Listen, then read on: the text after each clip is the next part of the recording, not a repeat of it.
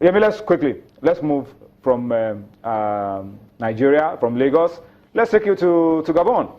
Where else can you transit from Lagos to Gabon in seconds, if not on Sports Tonight? And let me start by getting you up to speed with the results of the games, final group games today, currently going on. Group D, as you can see on your screen, Egypt 1-0 up over Ghana. Mohamed Salah with a beautiful free kick goal early on in the game. And then Uganda, Mali still grinding out a barren draw. If it stays this way, the top two teams will be Egypt and Ghana. Uganda already out, will have dragged Mali down as well. All right. Yeah, I mean, so that's how it is at the moment. Egypt 1-0 over Ghana. Uganda, Mali still goalless. And if we can take it for granted that Egypt and Ghana have qualified, it will also mean that Ghana will be facing DRC. And Egypt will be facing Morocco. Yes, a North African derby of some sort. And of all the teams, that's if Egypt and Ghana... If it stays this way. Stays this way. Yeah. Mali are not covering themselves in glory anyway because... it's still goalless. Still goalless. That would mean that they are ending with 2 points. Even at this stage, if they beat Uganda... You have to wait for Ghana to do the job for them, do them favors. It's not going to. Ghana have to. And win. I remember you said it on the show yesterday that it's not a simple matter. It's not. It's not. Ghana, from the way Ghana played, you know that they wanted to win this game, especially coming off losing to the Pharaohs in the World Cup qualifiers. It meant a lot to them, but we saw Asamoah Gyan, being replaced in that game. 1 or 2 players rested, but that doesn't that didn't change anything for the Ghanaians. I was about to say that of all the teams, that's if Egypt and Ghana make it to the quarter. Of all those teams, only 2 have not won the Nations Cup before: Senegal and Burkina Faso. So is a competition now of former winners? Yes. So teams with pedigree. That's what I'm saying. I've not seen too many upsets.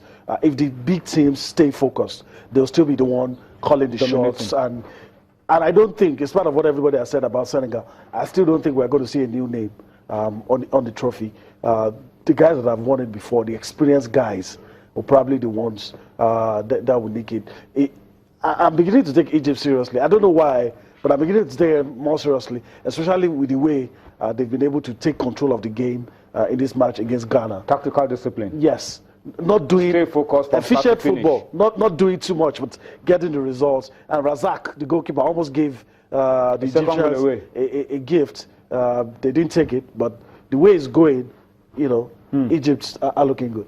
All right, we'll keep our eyes on that game, and we'll make you enjoy the best of 2 worlds. In case you are not watching, we'll be doing the updates for you from here. We'll be telling you about the game. So if you stay with us, you'll be able to catch up on all that's going down in Gabon with Egypt, Ghana, Uganda, Mali. Once there's a change in the scoreline at any of those 2 games, we will surely let you know on Sports Tonight. But let's come home now and spend a lot of time to talk about the domestic scene in Nigeria, the Nigeria Professional Football League. And we'll focus, of course, on games played today. 10 games played in different centers, and we had a lot of exciting matchups, and we told you about all of those yesterday. But let me just quickly run through the results for you, Yemi. I'm going to come to you, and then we'll take a look at the table and all the other stories from those games. Shooting Stars needed a late equalizer against MFM. Sikoro Latubosun put MFM ahead, and Shooting Stars needed a late equalizer to force MFM to a draw. So that's a good result for MFM. Last season, they lost 3-0 at this same fixture. So it's maybe a sign of improvement. Newcomers Remo are still finding it a little tough in the top flight. They went to Nasarawa and got hammered 3-1 by the solid miners in that one. Lobby Stars inflicted the first defeat of the season on returnee ABS, that's Abubakar Bukola Saraki. They got hammered 3-0 at the Aparaku Stadium in Makurdi. So some reality check for the Ilorin team. Tornadoes of Mina also truly at home, first victory of the season, and they hammered Wiki Tourists of Bauchi 2-0 at the Confluence City Stadium in Lokoja. So that's a good win for Tornadoes.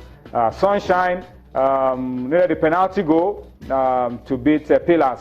They had earlier lost the penalty, and then they got another one, and they made it count. They hammered Pillars. They beat Pillars 1-0, 3 points in the bag. El Kanemi Warriors of Maiduguri, believe it or not, have had their last 15 games all end in victories at home. Their home record is simply untouchable. They are flaming hot at home. And they were able to do the business against Katsina United 1-0. It ended in Maiduguri. Aqua United, at the magnificent Nest of Champions, couldn't break down Rangers. It ended goalless in that one. So the defending champions are beginning to show champion stuff once again, going away from home and picking a point in that one. Abia Warriors and Enyimba, the Abia Derby in Umahia, ended goalless. Derbies do not answer to form. It's a different proposition altogether. So Enyimba, away from home, were able to hold their brothers, Abia Warriors, to a draw. Gombe United and Plateau United. Plateau are unbeaten and stay on top of the log. Going to Gombe and getting a point, goalless draw, it ended. And then the game of huge continental proportions for us here, if Ifeanyiba and Rivers United also ended goalless. All right, so interesting. 4 games produced no goals. 5 draws. 5 drawn games. A sign that things are beginning to get a little tougher. Yeah, a lot of teams know that. Look, all of these matches, you might begin to face the consequence of these results later. When you start fighting relegation. So a lot of teams are taking it seriously. And I was thinking that if you want to start getting wins under your belt, do it quickly before teams begin to know what's really happening. But now I think everybody is beginning to tighten their belts and is already showing. I mean, I don't see any results that came as a surprise for me. Southwest Derby of some sort that I was looking forward to. I'm surprised MFM, a lot of us, remember how they were hammered by Ifeanyiba and were thinking, that may happen to them again. It didn't happen. We said they didn't travel well. Yeah. Maybe they will be haunted by poor results on the road. Even 3SC had to equalize in that game. Late goal. Adebayo got that goal for them, and they equalized. Good point on the road for MFM. Even some MFM fans would consider it 2 points lost because they were on the verge of winning that game, and he ended in a draw. Sunshine Pillars was always a game that would be very. Last season, Pillars exciting. went there and got all 3 points, but this time it's reversed. Unfortunately, we're not able to see the pictures, conflicting reports about how the awarding of the penalty and all that. We'll get to see if we see the pictures, then we'll get to decide. But he ended 1-0 in favor of Sunshine. Those kind of matches, the scoreline is always Plateau United slim. Going to Gombe and picking a point off Gombe United is a difficult place to go get a result. I'm very sure. Are they laying down the marker already, Plateau United? No, early days. I'm very sure Plateau United fans are in dreamland right now, and I'm very sure they don't want to wake up. I don't know if these things can last, but then after 4 matches, they're still on top of the table. So you have to give them, you have to give them some credit. They went away, won a game. So you have to give them credit for what they've done in the first 4 matches. Then maybe from game 5, game 6, then we'll see if they have truly laid down the marker. All right. We'll still be talking Nigeria Professional Football League on the show, and of course we'll be giving you updates around the Africa Cup of Nations, the games going on in Group D. But we need to pause for a break. When we return, plenty more for you on Sports Tonight. Join us again.